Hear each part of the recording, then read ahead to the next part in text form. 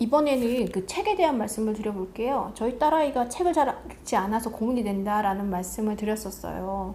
초등학교 때 물론 습관도 중요하지만 그 습관 중에서 제일 중요한 게 독서고, 그리고 글쓰기, 그리고 수학이 아닌가, 저는 이렇게 생각을 하고 있는데, 일단 글쓰기는 제가 강제로 어떻게 시킬 수 있지만 독서 같은 경우에는 이렇게 수시로 읽어야 되는데 그게 좀 힘들더라고요. 그러려면 아이가 스스로 재미있는 책을 찾아서 이렇게 동기부여를 받을 수 있도록 해줘야 되는데, 어떤 게 좋을까 고민하던 차에 그 유튜브에서 흔한 엄마라는 채널에서 책을 소개를 했더라고요. 근데 그분께서 워낙에 좀 많은 책들을 소개를 해서 긴가민가 하기는 했는데, 그래도 뭐 혹시나 또 우리 아이한테도 맞을 수도 있는 부분이라 저는 그 책을 구입을 했거든요. 전천당이라고 많이들 알고 계실 텐데 저는 몰랐었어요.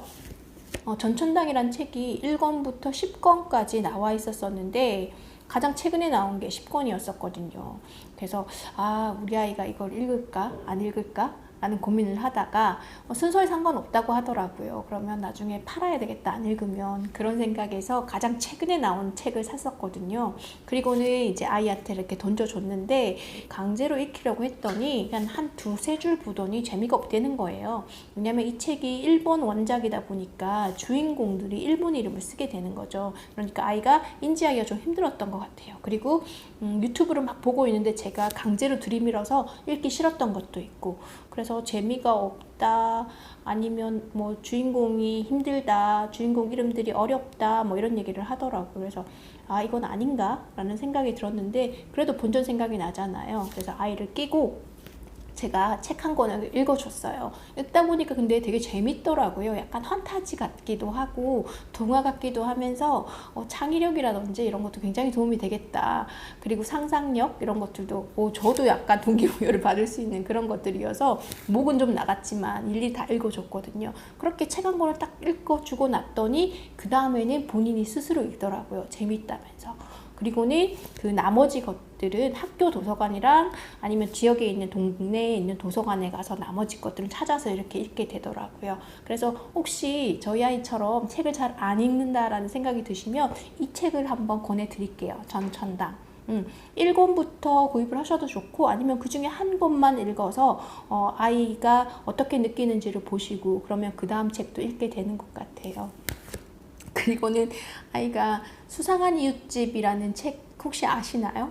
잠들TV. 저희 딸아이는 제 유튜브는 한 번도 보지 않으면서 잠들TV는 그렇게 열심히 보거든요. 그리고 좋아요, 구독, 뭐 댓글 이런 거 열심히 달고 있는데 거기서 나오는 책 이것도 괜찮은 것 같더라고요. 교육적인 효과나 이런 거는 제가 열심히 보진 않았지만 그래도 생각했던 것보다는 괜찮은 것 같고, 그리고는 그 새로 나온 이방인 책을 사달라 그래서 저는 까미의 이방인인 줄 알고 네가 그걸 벌써 읽을 수 있어? 라고 했더니 그게 아니라 잠들TV에서 나오는 이방인이라고 하더라고요.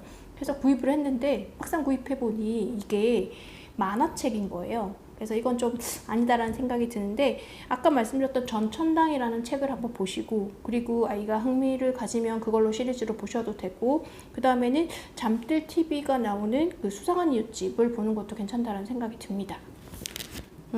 그렇게 해서 국어까지는 이렇게 말씀을 드렸고, 수학 같은 경우에는 진도를 많이 나가는 것보다는 문장제라든지 사고력 혹은 연산에서 얘네들을 조금 생각하면서 문제를 풀 수 있는 능력들을 좀 키웠으면 좋겠다라는 말씀을 드렸었거든요. 그래서 봤더니 그때 제가 소개해드린 거는 문해길이라고 해서 문제 해결의 길잡이를 말씀드렸었는데, 그것 말고도 저거 이거 팩토도 많이 쓰거든요. 그래서 팩토 교재도 괜찮고, 그 다음에 메스티안에서 나오는 교재도 괜찮았었는데 한번 보시고, 그리고 다 유사한 문제이기 때문에 학생들이 자기가 좋아하는 스타일들이 있을 거예요. 그걸 가지고 결정을 하시면 좋은 것 같고, 그리고 문장제 문제집에서도 봤더니 문해길 말고도 그 수학 문장제라는 그 교재가 있더라고요. 제가 여기다 사진 하나 올릴게요. 요건데 출판사는 그렇게 유명한 곳은 아닌데 수학에 있어서 문장을 이해하고 식을 세우는 그런 서술형 문제를 풀 때는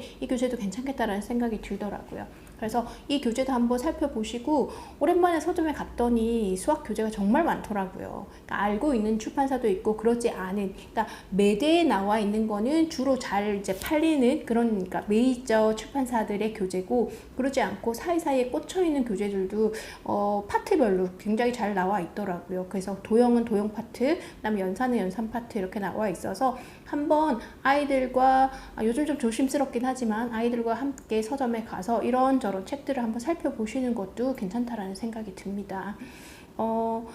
지금 시중에 나와 있는 교재들 중에 이렇게 수준이 확 떨어지거나 아니면 아주 뭐 고퀄리티거나 이렇게 차이가 많이 나지는 않거든요. 근데 아이들에 따라서 그 선호하는 스타일이 좀 다른 것 같아요. 일단은 좀 얇은 책이면 좋아하는 그런 것도 있고, 그것도 나쁘지 않다고 생각이 들거든요. 그때마다 작은 성취를 이루는 것도 아이들한테 굉장히 큰 동기부여가 될 수 있어서 저는 그것도 추천드립니다. 네, 오늘은 그냥 저희 아이를 공부를 하는 데 있어서 조화점이 주어야 될 게 뭔가 생각을 하다가 이런저런 말씀을 드리게 됐네요. 오늘 제 영상은 여기까지고요. 다음에 다시 인사드리도록 하겠습니다. 시청해주셔서 감사합니다.